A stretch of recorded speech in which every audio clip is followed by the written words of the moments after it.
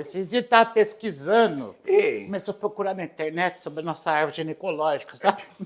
árvore o quê? Ginecológica, É uma árvore de perna aberta. não, é dos ancestral lá, dos tataravôs. E o que ele achou na árvore ginecológica? O meu filho, É. ele descobriu que em 1700 O quê? ele tinha um tetaravô alemão. Ah, e aí? Aí ele cismou que ele tem sangue alemão. Eu falei pra ele, filho, o nosso sangue alemão é um suco diluído em 3 litros d'água.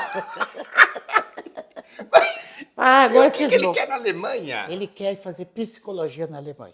Teu filho? Quer fazer. Ele quer fazer o quê? Ele quer fazer psicologia, mas na Alemanha. Menino, pelo que a gente conhece do Júnior, dá um toque pra ele. É. Ele tem muito mais potencial pra ser paciente. Doer.